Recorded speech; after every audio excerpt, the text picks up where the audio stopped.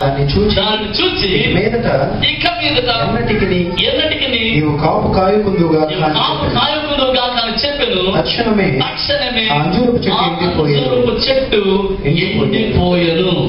శిష్యులది చూచి ఆశ్చర్యపడి అంజూరపు చెట్టు ఎంత త్వరగా ఎండిపోయినని చెప్పుకొని చాలండి. దేవునికి స్తోత్రం. జాగ్రత్త వినండి మాట. యేసు ప్రభు వెళ్తున్నాడు, ఆయనకి ఆకలేస్తుంది. శిష్యులు ఆయన వెనకాలన్నారు. ఆకలేస్తుంటే పరిగెత్తి యేసు ఒక అంజూరపు చెట్టు దగ్గరికి వెళ్ళాడు. దాని పక్కన ఇశ్రాయేల్ దేశంలో అంజూరపు చెట్లు చాలా విస్తారంగా ఉంటాయి. దాని పక్కంతా అంజూరపు చెట్లు ఉంటాయి. దేవునికి స్తోత్రం. అంజూరపు చెట్లు, ఒలివ చెట్లు, ఇలాంటి చెట్లు చాలా ఉంటాయి. ఎప్పుడు ఎవరికి ఆకలేసినా ఒక చెట్టు దగ్గర ఏదో ఒక ఫలాన్ని తినొచ్చు. ఎందుకంటే వాగ్దాన దేశం కాబట్టి అటువంటి శ్రేష్టమైన దీవెనలు మనకి పెట్టారు దేవుడు. దేవునికి స్తోత్రం.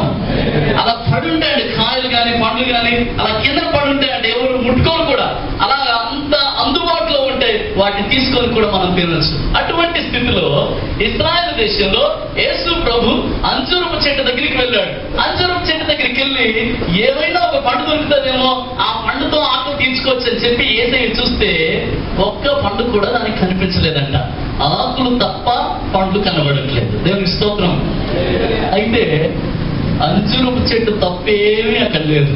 ఎందుకు అంటే అది అంజూరపు పండ్ల కాలము కాదు. దేవునికి స్తోత్రం. ఎందుకు అసలు చెప్పండి. మామిడి చెట్టు దగ్గరికి శీతాకాలంలో వెళ్ళి ఏమేమి మామిడి చెట్ట ఒక్క పండు కూడా ఏమేమని చెప్పి దాన్ని ఎప్పుడైనా తింటారంటే ఎందుకు? అది మామిడి పళ్ళ కాలము. దేవునికి స్తోత్రం చేద్దాం. హల్లెలూయా. అది అంజూర పండుగ కాలం కాదు. కాబట్టి దాంట్లో ఒక్క అంజూర పండుగ లేదు. లేకపోయేసరికి యేసు ప్రభు నోరు తెరిచి అంజూరపు చెట్టుతో మాట్లాడుతున్నాడు. అందరూ చెప్పండి, చెట్టుతో ఆయన మాట్లాడుతున్నాడు. ఒకసారి గట్టిగా చెప్తాం, చెట్టుతో ఆయన మాట్లాడుతున్నాడు. ఆయన సముద్రంతో మాట్లాడతాడు, ఆయన గాలితో మాట్లాడతాడు, ఆయన నీటితో మాట్లాడతాడు, ఆయన నీటితో మాట్లాడతాడు. హల్లెలూయా. యేసయ్యకున్న అలవాటు చూడండి. సృష్టితో మాట్లాడగలుగుతాడు, చెట్లతో మాట్లాడతాడు, గాలితో మాట్లాడతాడు, సముద్రంతో మాట్లాడతాడు, నీటి అలలతో ఆయన మాట్లాడతాడు. ఇక్కడ చూస్తే అంజూరపు చెట్టుతో యేసయ్య మాట్లాడుతున్నాడు. మాట్లాడుతూ అంజూరపు చెట్టు అంటున్నాడు, ఇక మీదట ఎవడు నీ పండ్లు తినకపోవును గాక అనగానే ఏం జరిగిందంటే బైబిల్లో చూస్తే అనగానే తక్షణమే ఆ అంజూరపు చెట్టు పైనుంచి కింద వరకు ఎండిపోయింది. కళ్ళ ముందు జరుగుతుంది శిష్యులకి. ఇది కళ్ళ ముందు చూస్తారు. ఇలా చూస్తుండగా అంజూరపు చెట్టు వేసుకోవాలని ఇదిగో నువ్వు ఎండిపోదు కాక అన్నాడంటే పైనుంచి కింద వరకు అలాగే ఎండిపోయింది. ఒక మనిషిని ఎప్పుడన్నా ఏదన్నా ఒక మాట ఒక మనిషితో అనగానే ఆ మనిషి ఒక్కసారి నీలం కలర్లో మారిపోయాడు అనుకోండి, మీకు ఆశ్చర్యం అవుతుందా అవుతుందండి? అవుతుంది. దేవునికి స్తోత్రం. అంతెందుకు ఒక గుడ్డును పట్టుకోండి. గుడ్డును పట్టుకొని గుడ్డుతో నువ్వు మాట్లాడితే గుడ్డు కలర్ మారిపోయిందంటే వెంటనే గుడ్డును అక్కడ వదిలేస్తే నువ్వు మారిపోతావు. దేవుని బిడ్డలారా చూడండి, శిష్యుల కళ్ళ ఎదురుగా అంజూరపు చెట్టు ఎండిపోయి తక్షణమే అది ఎండిపోవడం చూసి వారు ఆశ్చర్యపోయారంట. అందరూ నా వెనకాల చెప్పండి, విశ్వాసం మాట్లాడుతుంది. మళ్ళా చెప్పం. విశ్వాసం దేంతో మాట్లాడుతుంది తెలుసండి? చాలా మందికి నా అలవాటు ఏంటంటే, ప్రభా నా పరిస్థితి ఇది అని దేవుడితో మాట్లాడతాం. మంచిదే. కానీ దేవుడు ఏం చేయమంటున్నాడో తెలుసా? ఇదిగో నీ పరిస్థితితో నువ్వు మాట్లాడు అంటున్నాడు.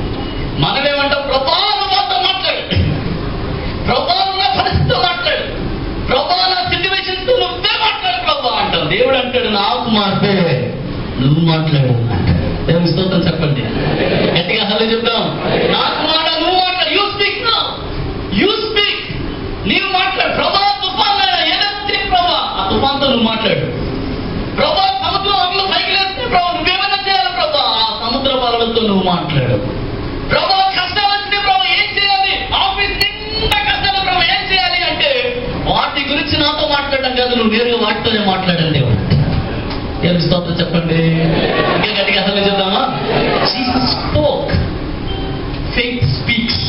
విశ్వాసము పరిస్థితులతో మాట్లాడగలుగుతుంది. చిన్న ఉదాహరణ చెప్తాను. ఎవరన్నా రోడ్డు మీద పోతా ఉంటే వాళ్ళ మనసులో ఏదో ఒక తప్పుడు తలంపు, ఏదో ఒక దుఃఖకరమైనది జ్ఞాపకం వచ్చింది అనుకోండి. సైతాన్ ఏదో జ్ఞాపకం చేస్తాడు అనుకోండి. దారిలో నడుస్తూ నడుస్తూ నడుస్తూ రోడ్డు మీద ఉన్నారు, నడుస్తున్నాడు సైతానా అన్నారు అనుకోండి. అక్కడికక్కడ చుట్టూ ఉన్న జనం ఏమనుకుంటారు చెప్పండి? ఏదో అయిపోయింది, ఏమి లోపల లోపల మాట్లాడుకుంటుంది, లోపల మాట్లాడుకున్నాడు, ఏం మాట్లాడుతున్నాడు ఇలా అని చెప్పి అనుకుంటారు. దేవునికి స్తోత్రం. విశ్వాసము ఇలాంటిదే. విశ్వాసం ఎట్లాంటిదంటే ఇతరులకి అది ఆశ్చర్యాన్ని తీసుకొస్తుంది. మనం విశ్వాసంతో మాట్లాడేటప్పుడు ఇతరులు మనల్ని పిచ్చోళ్ళగా చూసే అవకాశం కూడా ఉంది. దేవునికి స్తోత్రం. ఏంటండి గాల్లో మాట్లాడుతున్నాడు, హల్లెలూయా, గాల్లో మాట్లాడుతున్నాడేంటి, ఎవరు ఎదురుగా ఎవరు లేరు ఆయన మాట్లాడుతున్నాడేంటి అని చెప్పి ప్రజలు అనుకుంటారు. కానీ విశ్వాసపు మాట ఇటువంటిదే.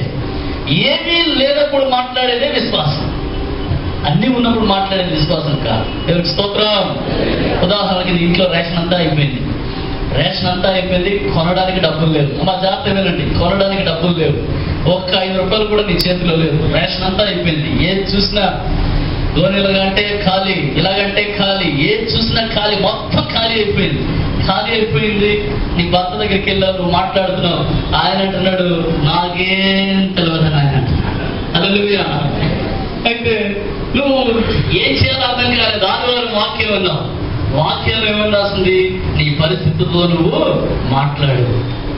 ఇదేదో బాగుందని చెప్పి ఇంట్లోకి వెళ్ళి ఆ రేషన్ డబ్బాలు మొత్తం గిన్నెలన్నీ దగ్గర పెట్టి యేసు నామములో మీరు నింపబడతారు కాక అని మాట్లాడేవనుకో ఆశీర్వాదం ఖచ్చితంగా వస్తుంది. కానీ చూసేటోళ్ళు నువ్వు మెంటల్దని అయిపోయావు అనుకో. తెలుసుకోమని చెప్పండి, గట్టిగా హల్లి చెప్తాం.